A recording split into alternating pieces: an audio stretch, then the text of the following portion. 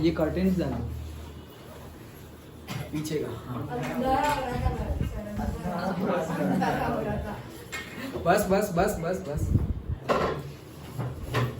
हाँ चलो, तो जो हमने देखा था उससे आगे देखते हैं। ओके, यहाँ तक के सारे छोटे छोटे पॉइंट सारे याद रह गए थे, ITCZ, जेट स्ट्रीम, वो सब। ओके, सो आगे का देखते हैं। तो आगे है वाटर साइकिल।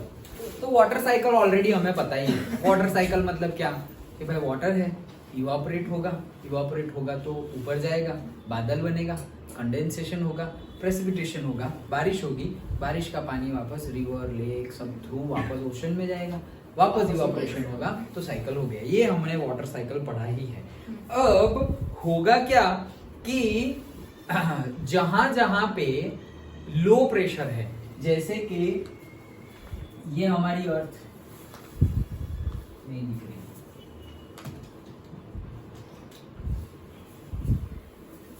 जैसे कि हमारी अर्थ है, हमने देखा क्या कि इक्वेटर पे सबसे ज्यादा सनरेज आएंगे। ओके, अब इक्वेटर पे सबसे ज्यादा सनरेज आएंगे तो वहां पे जो एयर है वो ज्यादा हीट हो जाएगी और टुवर्ड्स अप हो जाएगी, तो वहां पे लो प्रेशर जनरेट होगा। हमने देखा था कि यहाँ पे कौन सा प्रेशर जनरेट होता है, लो प्रेशर, और फिर यहाँ पे क्या होता है, हाई प्रेशर। देन यहाँ पर भी दो लेयर बन जाएंगे, तो कंपेयर टू इक्वेटर ये दोनों क्या होंगे, हाई प्रेशर रीजन, एंड यहां पर भी ऐसे दो बन जाएंगे। So compare to this these are the low pressure, compare to this. हाँ, इनकी कंपेयर में अगर हायर प्रेशर ये वापस। ओके, तो ये बात तो हमने ऑलरेडी देख ली थी। अब होगा क्या कि यहाँ पे लो प्रेशर है इक्वेटर पे, तो इक्वेटर के पास लो प्रेशर है, तो होगा क्या कि लो प्रेशर है मतलब सारी एयर ऐसे करके नीचे से ऊपर जा रही है। ओके, सो लो प्रेशर है तो एयर ऊपर जाएगी। अब अगर एयर ऊपर जा रही है, कहां पर, इक्वेटर की बात चल रही है जहां पे लो प्रेशर है, हीटिंग हुआ तो ये इवापोरेट हो जाएगी, एयर की डेंसिटी भी कम हो गई तो वो ऊपर जाएगी। अब ये ऊपर जा रही है और बीच बीच में अगर वाटर मॉलिक्यूल्स है, बीच बीच में क्या है, वाटर मॉलिक्यूल्स है, तो जैसे ही ये वाटर मॉलिक्यूल्स को भी ऊपर लेके जाएगी, जितना ऊपर जाएगी वाटर मॉलिक्यूल्स भी ऊपर जाएंगे, डस्ट पार्टिकल भी होंगे, और उसी से बनेगा क्या, क्लाउड्स। और क्लाउड्स वहां पे बनेगा ये इक्वेटर के पास, और फिर वहां पर ही प्रेसिपिटेशन हो जाएगा। तो इसीलिए इक्वेटर वाले रीजन के पास, इक्वेटर के पास जितने भी रीजन्स हैं वहां पे जनरली क्लाउडी एटमॉस्फेयर और बारिश वाला एटमॉस्फेयर रहता है। बट वेयर इज अगर तुम पोल की बात करो तो पोल पे तो ऐसा कुछ हो नहीं रहा है, तो पोल पे अगर हम देखें तो जनरली क्लियर स्काई दिखता है, ब्लू कलर। ओके, सो क्यों हमें यहाँ पे ऐसे व्हाइट व्हाइट कलर के पैचेस दिखेंगे।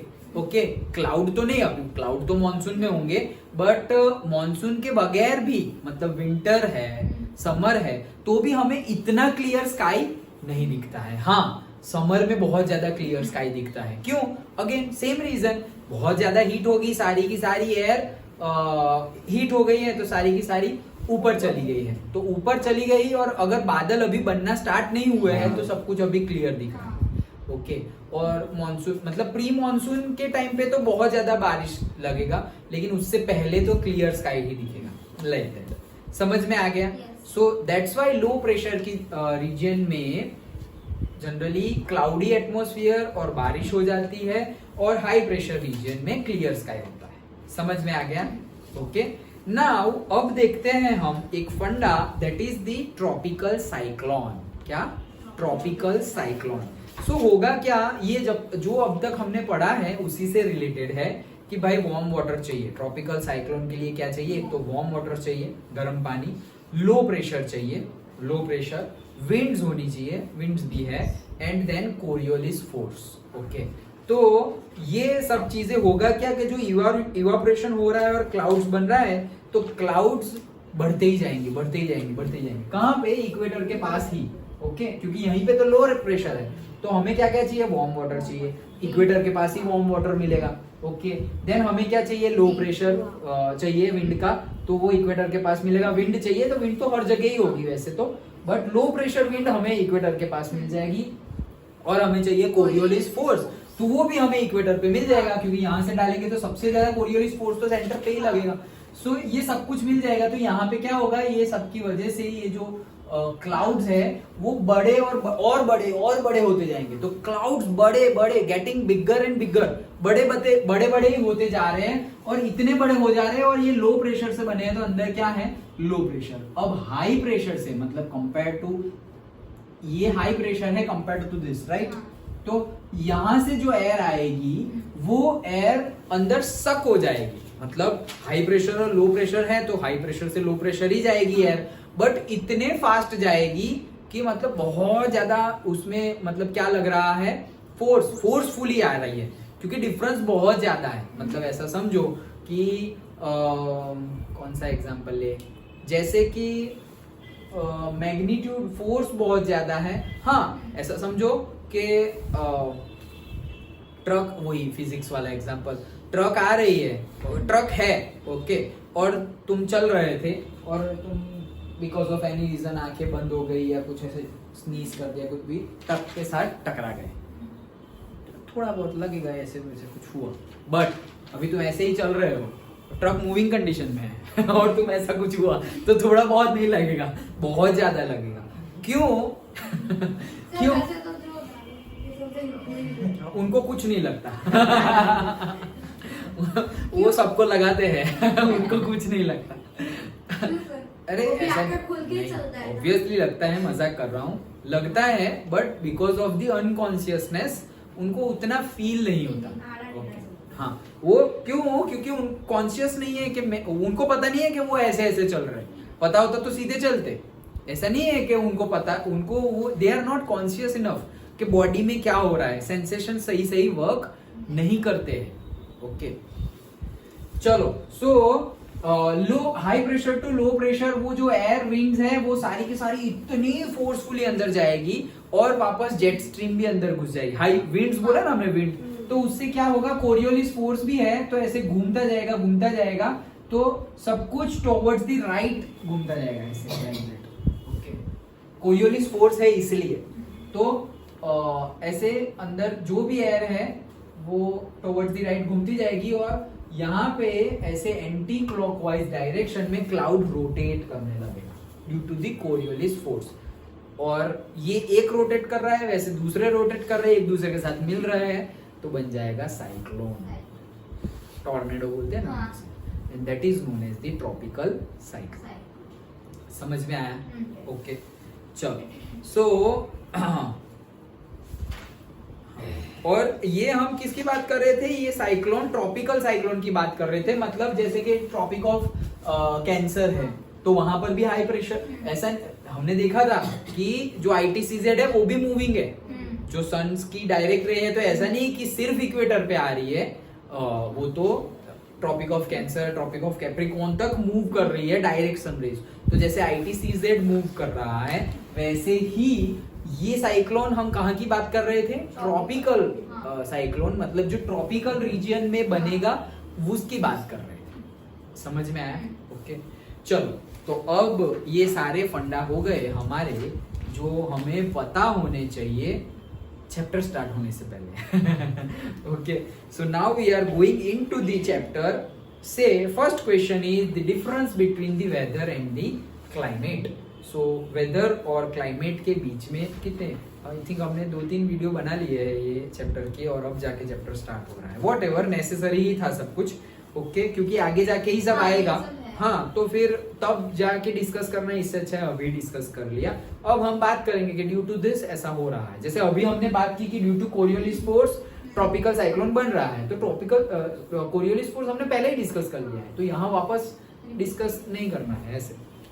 So whether and the climate, so particular time पे होता है ना, वो वेदर होता है। जैसे हम बोलते हैं कि यार आज का वेदर बहुत अच्छा है, अरे आज का वेदर बहुत अच्छा है, अरे सुबह का वेदर तो इतना अच्छा था, पता नहीं दोपहर के बाद बहुत धूप हो गई थी ये वो, या सुबह का वेदर तो ठीक ठाक था, दोपहर को तो बहुत ही हार्श हो गया था, बहुत ज्यादा रेन हो गई, बहुत ज्यादा धूप हो गई। दैट मीन्स वेदर हम जब भी बात करते हैं तो पर्टिकुलर टाइम की बात करते हैं, पर्टिकुलर टाइम। लेकिन climate for a long period of time बात करते हैं कि अच्छा इंडिया का क्लाइमेट कैसा है, तो कोई बोलेगा अरे वेरी ह्यूमिड क्लाइमेट ऐसे। ओके, तो क्लाइमेट मतलब वो भी टाइम ही है, लेकिन वो 1 सेकेंड 1 मिनट 1 घंटे की बात नहीं है। That is for a long duration, say for 1 year, 5 year, 3 year, 10 years. तो लॉन्ग ड्यूरेशन ऑफ टाइम के लिए जब हम बात करेंगे एटमॉस्फेरिक कंडीशन की, दैट इज क्लाइमेट। और शॉर्ट पीरियड और at a particular period of time पर बात करेंगे, that is the weather. Okay, so अब हम बात कर रहे हैं एलिमेंट्स की कि कौन से एलिमेंट्स इफेक्ट करेंगे। सो जैसे temperature, wind, humidity, atmospheric pressure, precipitation, ये सारे एलिमेंट्स है जो बनाते हैं वेदर और क्लाइमेट को। मतलब यहाँ का क्लाइमेट कैसा है, यहाँ का वेदर कैसा है, उसमें ये सारी चीजें आ गई।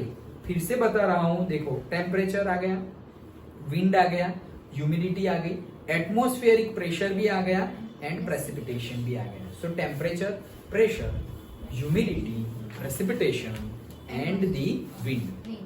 तो 2 ही चीज याद रखो ना, टेम्परेचर और प्रेशर तो है ही। और फिर मॉनसून याद कर लो, तो मॉनसून के लिए क्या चाहिए, मॉइस्चर चाहिए तुम्हें। मॉइस्चर मतलब क्या, ह्यूमिडिटी। सो ह्यूमिडिटी चाहिए, ह्यूमिडिटी से तो सिर्फ होगा नहीं, विंड भी चाहिए। सो मॉइस्चर चाहिए, विंड चाहिए एंड लास्ट प्रेसिपिटेशन। मॉइस्चर और विंड बन गया, क्लाउड बन गया, तो प्रेसिपिटेशन हो जाएगा। सो 2 ही चीजें याद रखो, टेम्परेचर, प्रेशर एंड रेन से। बट रेन नहीं लिखना है, रेन का लिखना है कि से ह्यूमिडिटी चाहिए, विंड चाहिए एंड प्रेसिपिटेशन। ओके, चलो। So these are the elements which forms the weather. मतलब हम बोले कि यहाँ का वेदर ऐसा है, यहाँ का वेदर ऐसा है, या यहाँ का क्लाइमेट वैसा है, तो एक्चुअली हम ये एक चीज की बात नहीं कर रहे हैं। हाँ, climate is for long term and weather is for short term. But अब जब भी हम बात करेंगे वेदर की और क्लाइमेट की, तो जनरली जो डे टू डे लाइफ में बात करते हैं वो कैसी बात करते हैं, वेदर और क्लाइमेट। लेकिन उसमें भी जनरली हम क्या मानते हैं कि भाई वेदर यहाँ का ऐसा है, तो हम सिर्फ एक ही एलिमेंट को ध्यान में लेते हैं, टेम्परेचर। ओके, कि यहाँ का आज का वेदर अच्छा है, तो हम जनरली टेम्परेचर की ही बात करते हैं। जनरली कि टेम्परेचर अगर ठीक ठाक है तो वेदर अच्छा है, टेम्परेचर अगर बहुत ज्यादा कम है या बहुत ज्यादा हाई है तो हम बोलेंगे कि आज का वेदर ठीक नहीं है। But it's not only about the temperature, it's about the pressure also, it's about the humidity also. Humidity plays major role.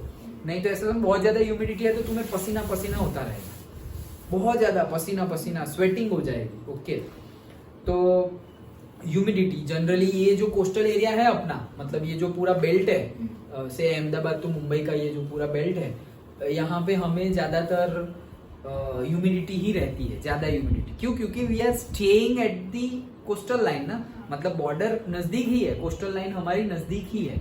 Because of that humidity हमेशा थोड़ी हाई रहेगी। जैसे कि तुम चेन्नई जाओ तुम, तो मतलब तुम परेशान हो जाओगे, इतना स्वेटिंग होगा। ओके, बहुत अच्छी जगह है और बहुत सारे बीच भी है, बीचेस बहुत ज्यादा।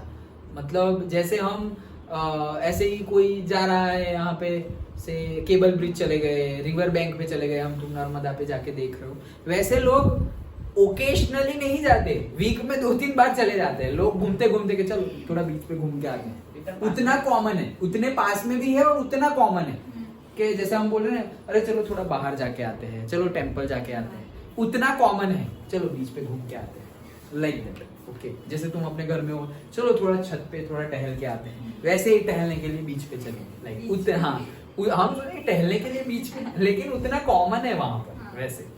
Okay, so that doesn't mean कि फिर तुम रेडी होके और तुम ऐसे अच्छे से रेडी होके, और जो हमारे माइंड में बीच का इमेज बना हुआ है गोवा और वो वैसा नहीं। ओके, नॉमिनल, जैसे मेला होता है ना, हम मेले में हम कैसे सब कुछ डिफरेंट टाइप्स ऑफ छोटी छोटी मतलब कैंडीज है, खाने की चीजें हैं, कोई वहां पे कोई खिलौना बेच रहा है, पर्टिकुलर टाइप ऑफ राइड हो रही है छोटी छोटी, वो सब चीजें होती है बीच पे। Okay, so it's very common. ऐसा नहीं है कि कोई स्पेशल ओकेशन पे जाएंगे बहुत अच्छे कपड़े पहन के, नॉट लाइक दैट। जो पहना है वही पहन के चलो सिर्फ घूम के आते हैं, टहलने जाते हैं तो कपड़े चेंज करके जाते हैं, नहीं लाइक दैट, उतना कॉमन है। लेकिन मैं बात कर रहा था उसकी ह्यूमिडिटी, बहुत ज्यादा ह्यूमिड टेम्परेचर, बहुत ज्यादा humid temperature, you can not stay without fan. Fan भी चाहिए ही, फैन भी चाहिए, और वहां पे जो हमारा एयर कूलर है वो भी वर्क नहीं करेगा, एसी ही चाहिए। ओके, क्योंकि एयर कूलर क्या करता है, मॉइस्चर ऐड करता है एटमॉस्फेयर में, वहां पे ऑलरेडी मॉइस्चर ज्यादा है, तो मॉइस्चर को निकालना है, ओके, डालना नहीं है। सो पर्टिकुलर जगह के हिसाब से भी कूलर होते हैं। ओके, ऐसा नहीं कि कोई भी जब ये एसी कूलर एसी ले आए, यही एसी हर जगह इंडिया में काम करेगा, no, it's not like that. Okay, location के अकॉर्डिंग। अब तो ईयर राउंड एसी आ गए, ईयर राउंड एसी मतलब कहीं पे भी लगाओ चलेगा, वैसे हो गए। ओके, हीटिंग वाले भी आ जाते हैं कि अभी कूलिंग इफेक्ट दे रही है, फिर तुम दिल्ली में जाओगे, ऊपर नॉर्थ इंडिया में जाओगे, विंटर में इतनी खतरनाक वाली ठंडी पड़ती है, तो फिर वहां पर तुम्हें वही एसी चालू करके हीटिंग इफेक्ट मिलेगी। तो ऐसे AC heating effect, yes, okay. क्योंकि एक्चुअली हम एसी इज कोल्ड एनवायरनमेंट, वैसा हमारी मेंटालिटी है, बट ऐसा नहीं है। एसी का फुल फॉर्म क्या है, air conditioning, air conditioner, air conditioning. Conditioning मतलब particular temperature, particular pressure, particular quality, particular air speed, उसको कंडीशनिंग बोलते हैं, एयर कंडीशन। ओके, तो एयर कंडीशन करना है, हम ऐसा नहीं बोलते एयर कूलर। ओके, हम एयर कूलर नहीं बोलते, एयर कंडीशन। लेकिन हमारी क्योंकि हम गर्मी में यूज कर रहे हैं ना, इसलिए हमने ज्वाइन कर दिया है कि भाई एयर कंडीशन मतलब जो सिर्फ कूलिंग करता हो, वैसा नहीं है।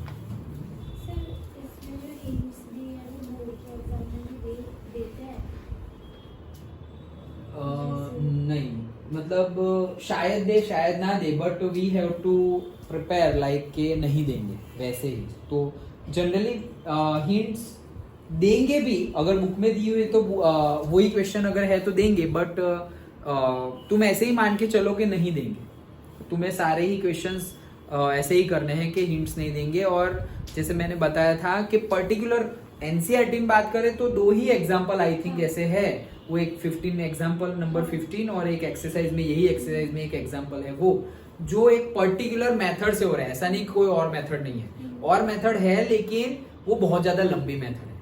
तो शॉर्ट स्वीट वाली जो हमने क्लास में डिस्कस की थी वो 2 ही न्यूमेरिकल ऐसे है, बाकी सब में तुम सबको साइन कॉस में कन्वर्ट कर दो तो वो इजी मेथड है। शायद कभी कभी लंबी हो जाए वो, बट हो जाएगा। मतलब सेक है तो भी साइन कॉस, कॉसेक है, कॉट है, टेन है, जो भी हो सबको साइन और कॉस में कन्वर्ट कर दो, एलसीएम ले लो और आगे बस। और मुझे बात भी करनी थी बट क्लास के टाइम पे हो नहीं पा रही है। ठीक है, अभी वो रिजल्ट का ज्यादा टेंशन मत लेना। प्रिपरेशन कैसी चल रही है? अभी तो 25 दिसंबर के बाद में टर्म, पर मैंने एक चैप्टर कर लिया। ये वाला साइंस वाला? नहीं, अच्छा, ट्रिग्नोमेट्री का, मैथ्स का। अच्छा, बाकी सारे सब्जेक्ट्स में कैसे मार्क्स हैं? बाकी सब में तो अच्छा है, 50 में से 35 आता है सब। अच्छा, देखे पेपर देखे? नहीं, वो 25 को था। इस 25? अच्छा, फ्राइडे। तो देखना ध्यान से कि गलती कहाँ हुई, और ध्यान से देख लेना, फिर हम उसके ऊपर डिस्कस करेंगे कि कहाँ गलती हुई और उसको कैसे हम इम्प्रूव कर सकते हैं। हाँ, और ऐसा टेंशन मत लो कहीं लेना, वो होता रहता है। अगर गिरेंगे नहीं तो फिर चढ़ने का मजा भी नहीं आएगा, गोल मिल जाएगा फिर भी उतनी मजा नहीं आएगी। अगर गिरे हैं तभी पता चलेगा कि अच्छा ये अचीव किया है। अब सोचो तुम मैथ्स में ऐसे मार्क्स लेके आओ तो पेरेंट्स भी बोलेंगे, और जो फ्रेंड सर्कल या कोई जो सपोज ऐसा बोले, जिसने सपोज ट्रस्ट लॉस कर दिया हो कि भाई नहीं इसका तो नहीं होगा, या फिर कम मार्क्स आएंगे, तो उनको तुम जवाब दे सकते हो। और जवाब हमें वर्बली नहीं देना है, मार्क्स ला के ही देना है। तो ऐसा कोई टेंशन लेने की बात नहीं है, होता ही है और सबके साथ होता है। अच्छा है ना, होना ही चाहिए। देखो, जब तक हमें पेन नहीं होगा ना, तो विदाउट पेन फीलिंग कैसी होती है वो पता नहीं चलेगा। रात ही नहीं होगी ना तो दिन में कितनी मजा आती है वो पता नहीं चलेगा। ओके, तो पेन तो आएगा, रात भी आएगी, दुख भी आएगा, लेकिन वो सब होना चाहिए। नहीं तो फिर जो इम्पोर्टेंस है जिसका, जैसे तुम्हारे पास पैसे नहीं है तो तो वो सिचुएशंस भी अच्छी है कि फिर जब तुम पर बस बहुत पैसे आ जाए तब भी तुम ऐसे इगोइस्टिक ना हो जाओ कि अरे नहीं ये तो कुछ भी कब भी होगा, लाइक दैट। हम ऐसे दिन में इगोइस्टिक हो जाते हैं, अरे बहुत मजा आई, अब तो कभी रात ही नहीं होगी। हमें पता ही है कि भाई 6 घंटे बाद 8 घंटे बाद फिर से रात होने वाली है, तो आराम से जो काम करना है अभी करो, रेस्ट करना है रात को करना। सो कभी डीमोटिवेट होने की जरूरत नहीं है, प्रिपरेशन करते रहो। ऐसा सब कुछ हुआ है, हम ट्राई करेंगे आगे ना हो, लेकिन आगे भी ऐसा कुछ हो तो ऐसा तो चलता ही रहेगा ना, उसी की तो लाइफ है। ऐसे अप डाउन है, दैट मीन्स वो हमारा हार्ट में होता है ना, मेडिकल टर्मिनोलॉजी में ऐसा अप डाउन होता है, वही लाइफ है। सीधी लाइन हो गई मतलब मर गए तो वो सब तो आता ही रहेगा। तो एक ही चीज याद रखना, सक्सेस मिल जाए और फेलियर मिल जाए, सबसे पहली चीज जो तुम्हें करनी है वो क्या करनी है, उसे भूल जाना है। क्योंकि फेलियर को याद रखोगे तो डिमोटिवेट होते रहोगे, और सक्सेस को याद रखोगे तो इगोइस्टिक हो जाओगे। नेक्स्ट टाइम ऐसा रिजल्ट आएगा ही नहीं, क्योंकि तुम हवा में ही हो और प्रिपरेशन नहीं कर रहे। तो पहला एक ही चीज करनी है, जो हुआ वो हुआ, उसे भूल जाओ।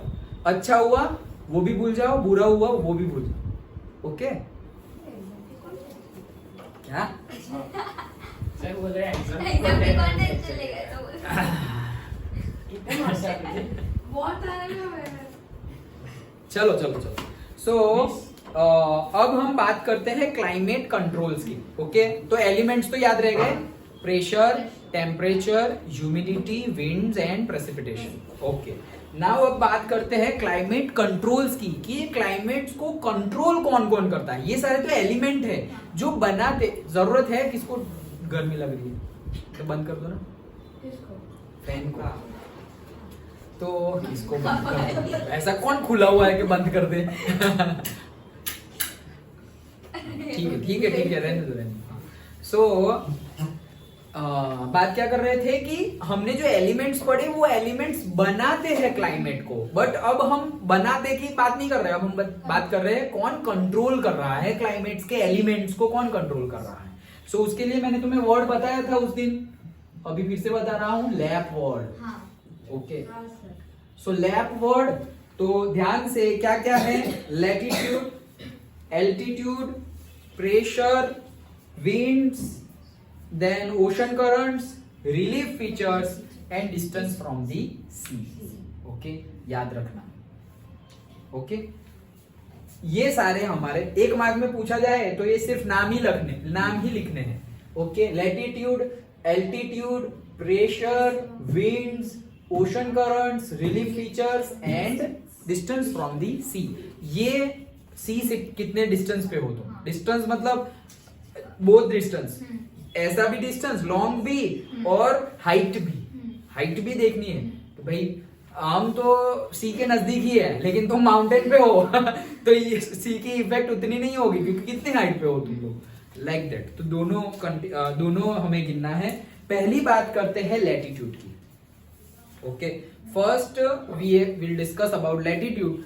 हमने फर्स्ट चैप्टर में ही लैटिट्यूड एल्टीट्यूड अच्छी तरह से देखा हुआ है। लैटिट्यूड मतलब सीधा या ऐसे स्लीपिंग लाइन, लेटी हुई लैटिट्यूड। हाँ so direct rays on equator and slanting rays on poles, वो तो हमें पता ही है कि इक्वेटर्स पे डायरेक्ट रेज आएंगे और पोल्स पे स्लैंटिंग रेज आएंगे।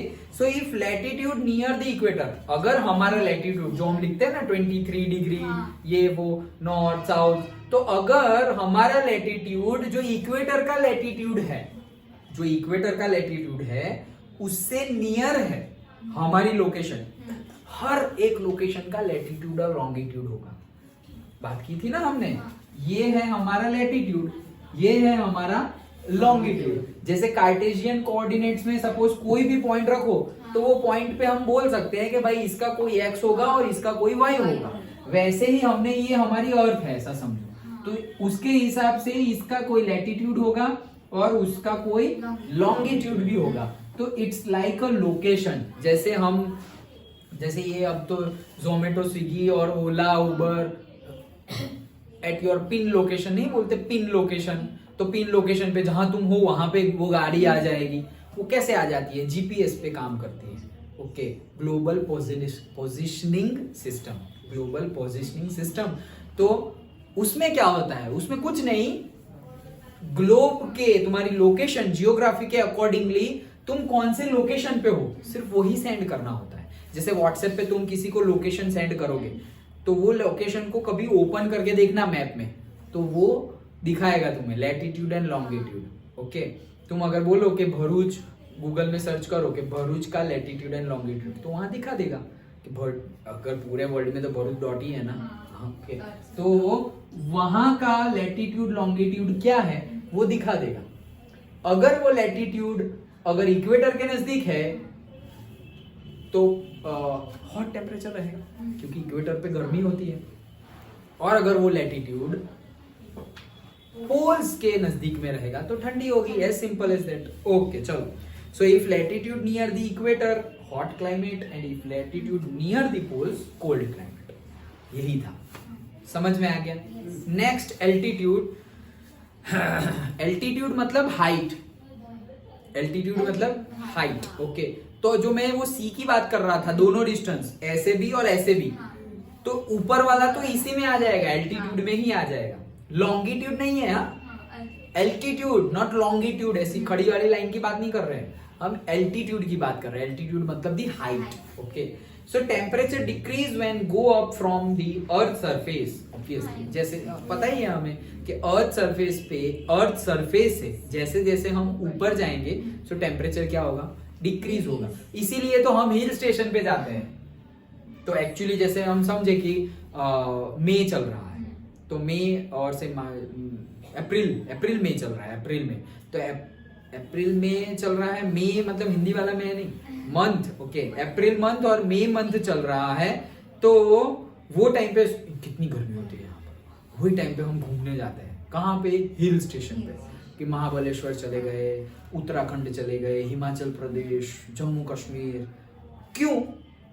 दे आर द हिली रीजन। हम इंडिया के मैप पे ऐसे सीधे तो जा ही रहे हैं, at the same time India के मैप पे तुम देखो या ना देखो कि यहाँ नीचे से ऊपर जा रहे हो, बट हम हाइट वाइज नीचे से ऊपर जा रहे हैं, हाइट वाइज। अगर ये सी है, अब सी से अगर भरूच तुम्हारा यहां पर है तो उत्तराखंड और वो सब इतनी हाइट पे है। तो because of this much temperature difference, same time पे, मतलब अप्रैल में तुम्हें यहां गर्मी लग रही है, जहां पे जाओगे तो कभी कभी स्नो फॉलिंग हो जाएगी, कभी कभी रेन हो जाएगा। फिक्स नहीं होता।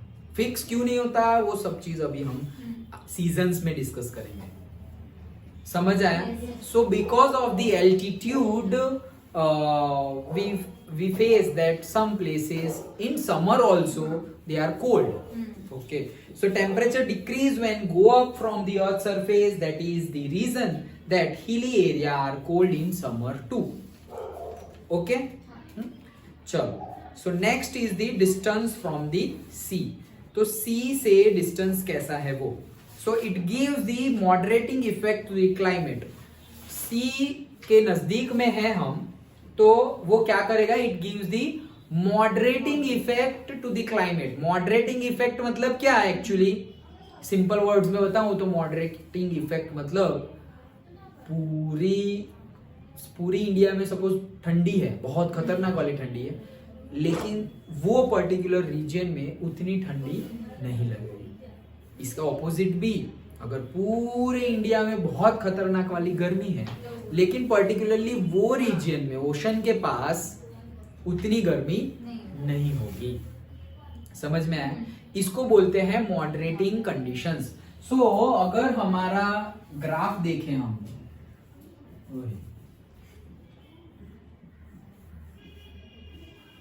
तो यही है हमारा कोस्टल रीजन।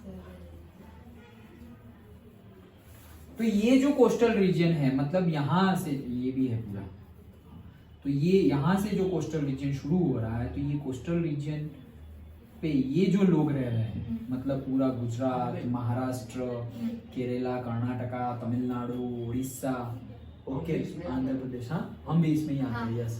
तो ये जो पूरा रीजन है उसमें जहां मॉडरेटिंग इफेक्ट रहती है, तो we are not facing the extreme conditions.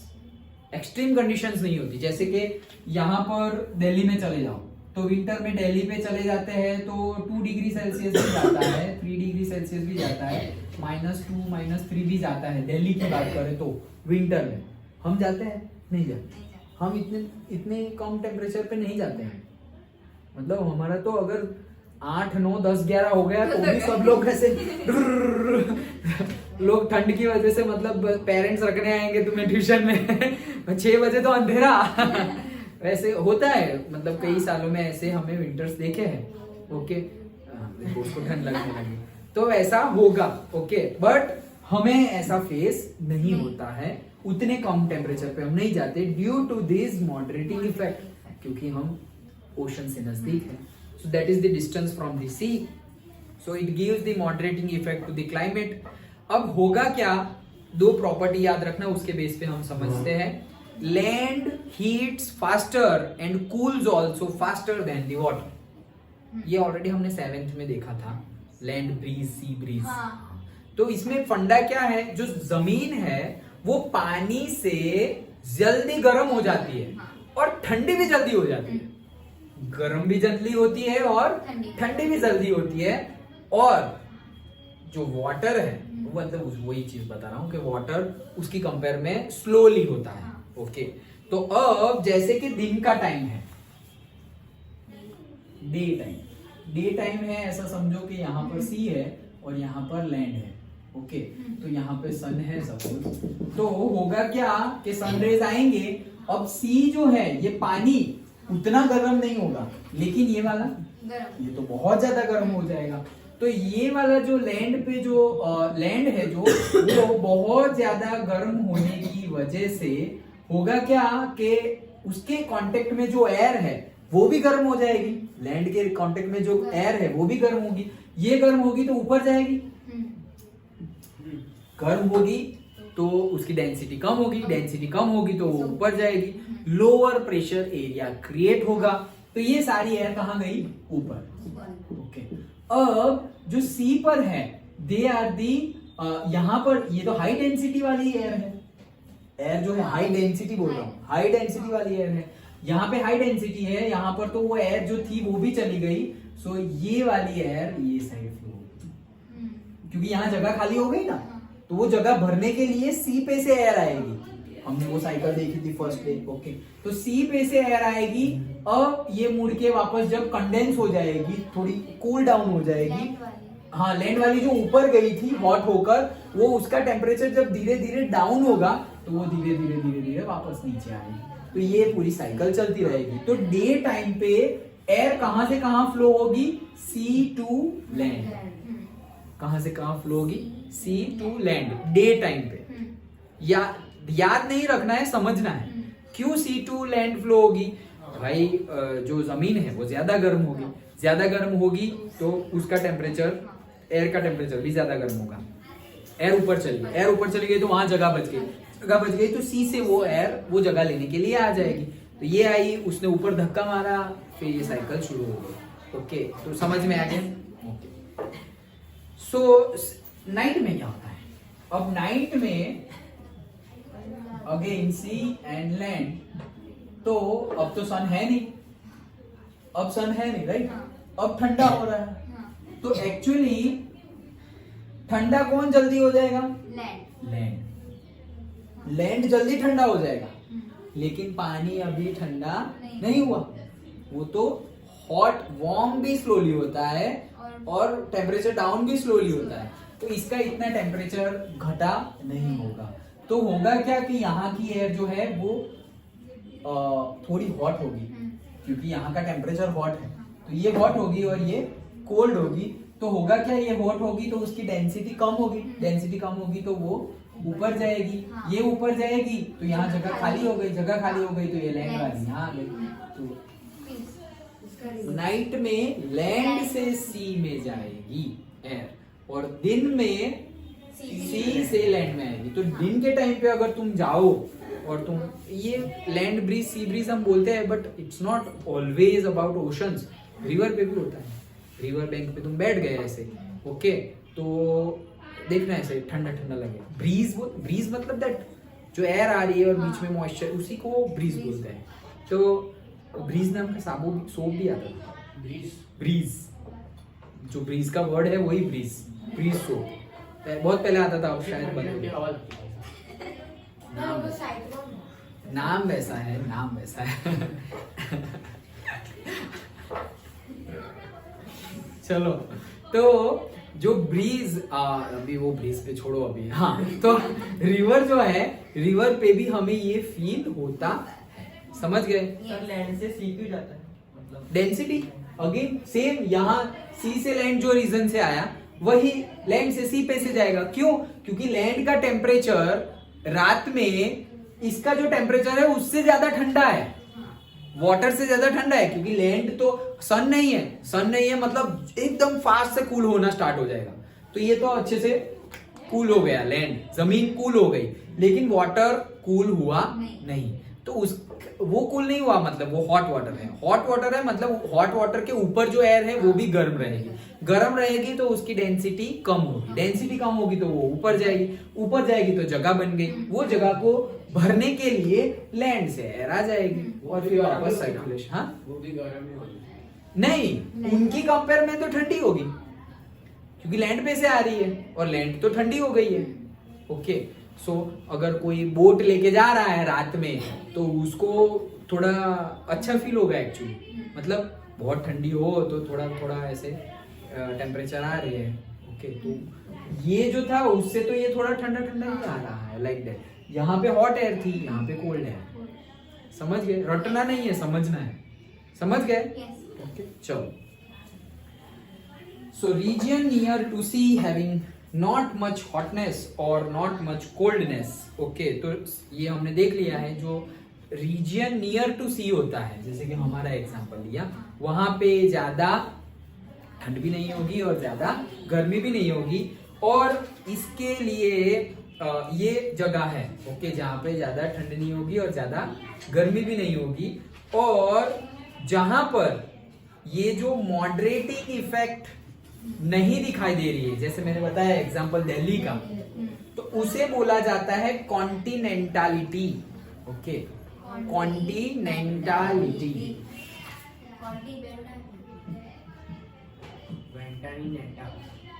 कॉन्टिनेंटालिटी मतलब के extreme cold and extreme hot. Okay, example लिखना हो तो तुम नॉर्थ इंडिया या दिल्ली लिख सकते हो।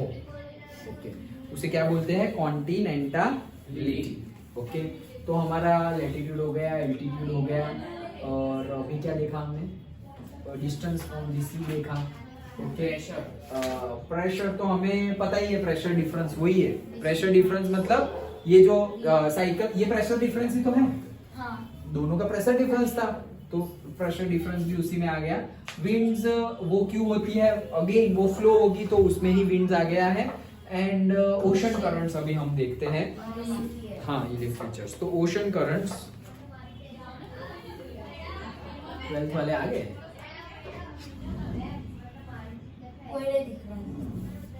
ओशन करंट्स, तो ओशन करंट्स क्या है देखो ध्यान से, अब ये थोड़ा अलग टॉपिक है तो ध्यान से समझना। Oceans are there near poles also and near equators also. Ocean तो सब जगह है, पोल्स पे भी है और इक्वेटर भी है oceans. Coriolis force acts on the winds and water too. तो ऐसा मत समझना कि कोरियोलिस फोर्स सिर्फ और सिर्फ एयर पे वर्क करता है, वाटर पे भी वर्क करता है। कौन?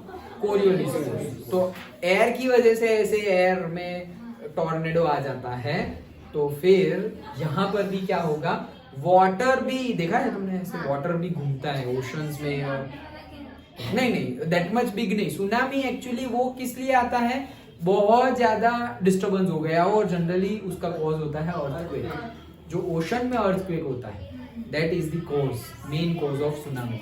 So current flows because of the Coriolis force and winds. तो अब क्या होता है? करंट फ्लो होता है किसके वजह से? विंड की वजह से और कोरियोलिस फोर्स की वजह से। बट अगेन करंट फ्लो होता है मतलब ये वाला करंट नहीं, current in the sense flowing, flowing हो रहा है। कौन फ्लो हो रहा है? यहाँ पर तो हम बोले फ्लो हो रहा है, तो कौन? इलेक्ट्रॉन फ्लो हो रहा है और उसी को हम इलेक्ट्रिसिटी बोलते हैं, दैट इज करंट। ओके, यहाँ पर कौन फ्लो हो रहा है? वाटर। यहाँ पे वाटर फ्लो हो रहा है, तो जस्ट तो मैं समझने के लिए एकदम इजी वे में बताऊं तो ओशन है और ओशन पे से नदियां बह रही है, ऐसा समझो। ओके, मतलब ऑलरेडी ऐसा समझो कि रिवर है या लेक है, उसमें तुमने एक टम्बलर लिया है, एक बकेट ऑफ वाटर लिया और ऐसे तुम डाल रहे हो, तो एक पर्टिकुलर जगह पे ऐसे करके जाएगा और फिर धीरे करके वो सेटल हो जाएगा। ओके, सो वो जो वाटर पे वाटर फ्लो हो रहा है उसे बोलते हैं current, that is water current. से वर्ड यूज करना चाहिए था वाटर करंट, बट वो करंट मतलब क्या, वाटर करंट मतलब वाटर फ्लो हो रहा है। तो ओशन है और ओशन के ऊपर वाटर फ्लो हो रहा है। ये वाटर कौन सा, again water from the river and the lakes.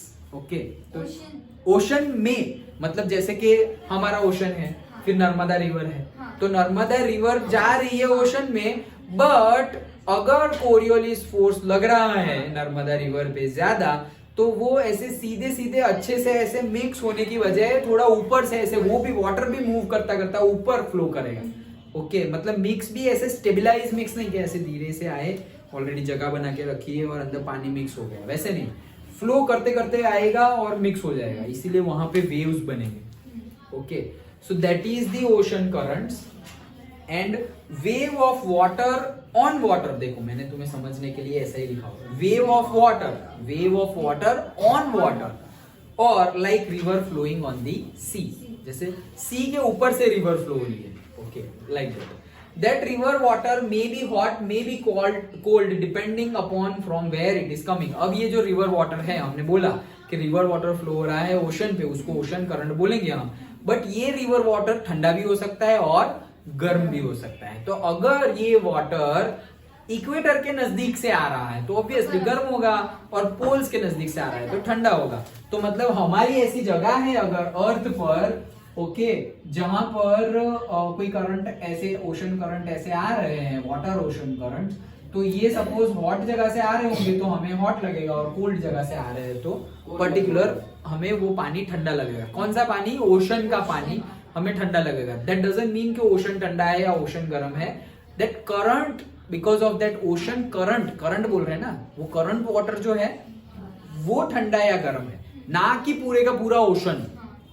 समझ गए? Okay, so equator hot current flows in poles cold fix directions, और इनकी डायरेक्शंस फिक्स्ड होती है। तो cold current and hot current सबकी डायरेक्शन फिक्स ही होती है। अगर तुम बुक में ग्राफ दिखाया है या नहीं दिखाया है,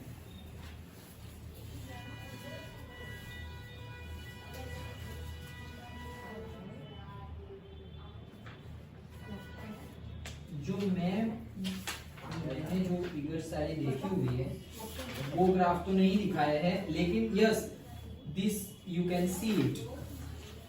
ये जो है देखो, ये जो हमारा ग्राफ है पेज नंबर 29 पे, तो ओशन करंट्स मतलब क्या है कि सब ये देखो, जैसे ये विंड है और वाटर है, तो वाटर देखो सरफेस विंड की डायरेक्शन है, ये विंड की डायरेक्शन है, लेकिन वैसे ही वाटर की भी डायरेक्शन होती है, क्योंकि ये हमारा पानी है, तो पानी है क्या हो, तो क्या कर रहे हो तुम्हें, प्लांट चाहिए तो तुम्हारी बेंच में रख दो। सर वैसा कर रहा था। अच्छा ठीक है, चलो अब तुम मत दिखाओ वापस। तो अगर वो हॉट होगा तो हॉट लगेगा हमें, और कोल्ड करंट होगा तो कोल्ड लगेगा, एंड अगेन उसकी डायरेक्शन फिक्स होती है। ओके, फिक्स डायरेक्शन होती है ओशन करंट्स की। चलो, सो अब देखते हैं हम लास्टली दी रिलीफ फीचर्स। सो रिलीफ फीचर्स क्या है? रिलीफ फीचर्स मतलब जनरली माउंटेन्स, प्लेट्यूज, प्लेन्स, उसे बोलते हैं रिलीफ फीचर्स। तो क्या होता है ये जगह पे माउंटेन्स? पहले तो ये बता दो, माउंटेन्स तो पता ही है, mountains. Okay, plateau and plains. Plains मतलब मैदान जो बोलते हैं ना, प्लेन सरफेस, वो जो प्लेन यूज करते हैं हम। ओके, PLAIN वाला प्लेन, हाँ, तो वो plain, that is the plain. Plain तो समझ में आ गया, प्लेन और माउंटेन।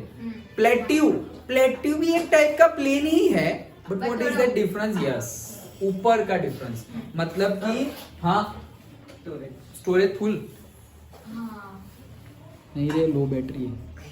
यार स्टोरेज फुल कराना है। हाँ चलो, सो हाँ करेक्ट, चलो सो होगा क्या कि हाँ प्लेट्यूज प्लेट्यूज तो क्या है कि वो हम actually geographical features of India में देख लिया था हमने। तो प्लेट्यूज ये हमारा जैसे डेक्कन प्लेट्यू बोलते हैं हम, हाँ। ट्रायंगल वाला। Okay, so that is the Deccan plateau. That means what कि जो नॉर्मल ये सरफेस है वो सरफेस से थोड़ा उठा हुआ पार्ट है।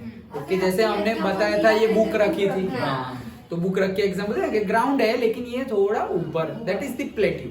तो ये तीन जगह पे क्या हो रहा है, जस्ट इमेजिन कि ये माउंटेन से ही समझा देता हूँ। माउंटेन है, अब ऐसा समझो कि मॉइस्चर वाली जो एयर है, मॉइस्चर वाली है, ओके, तो मॉइस्चर वाली विंड जो है, विंड वो यहाँ से फ्लो हो रही है और यहाँ पे माउंटेन आ गया तो चढ़ के ऐसे डायरेक्ट क्रॉस करके तो जाएगी नहीं, तो वो ऊपर जाएगी, ऊपर जाएगी। और अगर पूरा माउंटेन क्रॉस नहीं कर पाई तो यहाँ पे वो कंडेंस हो जाएगी, कंडेंस हो गई तो प्रेसिपिटेशन हो जाएगा, तो यहाँ पे ही रेन हो जाएगा। अब ये विंड्स यहाँ आने वाली थी और ये सबको प्रेसिपिटेशन दैट मींस रेन्स देने वाली थी, बट ये माउंटेन्स की वजह से अब ये विंड यहाँ गई नहीं। तो यहाँ जो लोग रह रहे हैं उनको तो अच्छे से बारिश मिल गई, लेकिन यहाँ जो लोग रह रहे हैं उनको बारिश मिली नहीं। ओके, इनको बोलते हैं, ये जहाँ पे जो बारिश नहीं होती है वो जगह को बोलते हैं रेन शैडो एरिया। क्या बोलते हैं? Rain shadow. मतलब ऊपर से प्लेन की शैडो। हाँ वैसे निकाल सकते हो मीनिंग। तो रेन शैडो एरिया मतलब वहां वो लोग को बेनिफिट ही नहीं मिला रेन का, क्योंकि सारी की सारी तो यहाँ गिर गई, तो नहीं मिला। जैसे कि प्लेट्यू है, तो भाई वो प्लेट्यू इतनी हाइट पे है, यहाँ से आया और ये एयर वहां ऊपर चढ़ने की बजाय यहीं पे सब प्रेसिपिटेशन हो गया। दैट मींस ये लोग जो है या जो प्लेट्यू पे रह रहे हैं उनको अच्छे से रेन मिला ही नहीं।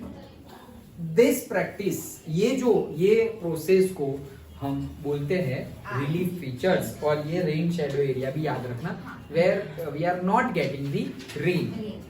समझ में आ गया? पक्का? यस। ओके, सो अब हम बात करते हैं, चलो इतना थोड़ा देख लेते हैं इंडिया। तो अब इंडिया की बात करते हैं। एलिमेंट्स देखे, वेदर क्लाइमेट्स देखा, अब इंडिया की बात करें तो देखो टेम्परेचर की सबसे पहले बात करते हैं। तो टेम्परेचर बहुत बहुत वेरी होता है इंडिया में। तो लिखा ही है मैंने, समर में जैसे राजस्थान में जाता है अराउंड 50 डिग्री सेल्सियस नॉर्मली हर बार जाता है। ओके, जम्मू एंड कश्मीर में विंटर में -45 डिग्री सेल्सियस, -45। ओके, और केरला में अब देखो यहाँ पे कंट्रोवर्सी और से मतलब कॉन्ट्राडिक्शन, जम्मू और कश्मीर में विंटर में जाता है -45 और केरला में विंटर में ही 22 डिग्री सेल्सियस। विंटर में एक जगह पे एक कॉर्नर, हमारा जो कॉर्नर है वहां पे -45 विंटर में स्नो फॉलिंग होती है, और दूसरे कॉर्नर पे केरला में विंटर में ही 22 डिग्री सेल्सियस। क्यों? Moderating effect of oceans. वो लोग कोई भी सीजन हो अच्छे से मतलब फुल्ली एंजॉय होगी नहीं, मतलब वहां ज्यादा बारिश भी नहीं होगी और ज्यादा विंटर ज्यादा समर एक्सट्रीम कंडीशंस नहीं होगी। देखा ना आपने मॉडरेटिंग फीचर्स, तो वो उसकी वजह से है मॉडरेटिंग इन्फ्लुएंस ऑफ सी। फिर आता है टेम्परेचर के बाद से प्रेसिपिटेशन। तो प्रेसिपिटेशन में भी दो चीज होती है, हमारे नॉर्थ इंडिया में कई जगह पे स्नो फॉलिंग होती है और बाकी सब जगह पे रेन होता है। सो हाईएस्ट रेन गिरता है मेघालय में। कहां पे? मेघालय स्टेट में अराउंड 400 सेंटीमीटर। नहीं, इंडिया में ओके 400 सेंटीमीटर। वर्ल्ड में भी टॉप में ही है, लेकिन हाँ चेरापूंजी दूसरा है, अभी चेंज हो गया है। नहीं पौंडीचेरी ऐसा कुछ नहीं। हाँ मैंने भी याद रखा था, लेकिन नाम ही ऐसा है कि मैंने फिर मैऊ सिंड्रम। नहीं रे, मसूरी तो नीचे है, बेंगलोर में है। मैऊ सिंड्रम ऐसा ही नाम है, वॉट एवर प्रोनाउंस, बट जगह हमें पता है मेघालय में। ओके, तो वहां पे बहुत ज्यादा बारिश गिरती है। पहले ये पॉइंट था, वो जगह थी चेरापूंजी, ये थोड़ा अच्छा था, याद भी रह जाता था लेकिन ये ऐसा अभी हो नई गया। जगह प्रकट कहाँ से हुई? प्रकट नहीं हुई, जगह तो थी, बारिश वहां ज्यादा गिरा। जैसे भरूच में सबसे ज्यादा बारिश गिर जाए तो भरूच कहाँ से प्रकट हो गया? नहीं, इस बार बारिश ज्यादा हुई है, ऐसे बारिश प्रकट हो गई। बारिश प्रकट हुई है, जगह प्रकट नहीं हुई है।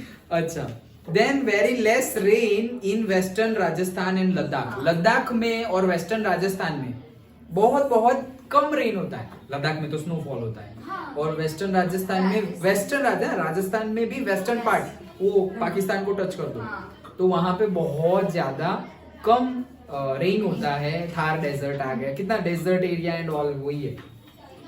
और ये सारे चेंजेस की वजह से there are different lifestyles of all the Indians. सबकी अपनी अपनी डिफरेंट लाइफस्टाइल्स है, क्लोथिंग का स्टाइल, सब कुछ डिफरेंट है। ओके, सब कुछ, खाने का भी। ओके, टेम्परेचर के अकॉर्डिंगली, क्लाइमेट के अकॉर्डिंगली तुम्हें अपना फूड रखना चाहिए। जैसे अभी अभी विंटर आ गया है तो ग्रीन वेजिटेबल्स ज्यादा मिलेंगे, फिर वो अभी हमसे संक्रांति पे वो चिक्की खाएंगे, ओके, तिल गुड़ खाएंगे, तो वो सब क्या है, हॉट फूड है। तो बाहर ठंड है, अंदर भी ठंड हो जाएगा, तो बैलेंस करने के लिए हम गर्म चीज खाते हैं, like that is the idea. Okay, और फिर प्रेशर बेल्ट्स है, तो प्रेशर बेल्ट्स के बारे में और सीजन्स के बारे में हम कल देखेंगे। ओके, कल भी एक हाँ कल भी। मैसेज कर दिया तूने तो। हाँ, अब मैसेज कर दूंगा, लेकिन वो इसलिए नहीं है क्या? शायद ऐसा बोल रही? हाँ, आओगी, वो बोल रही थी। बस आओगी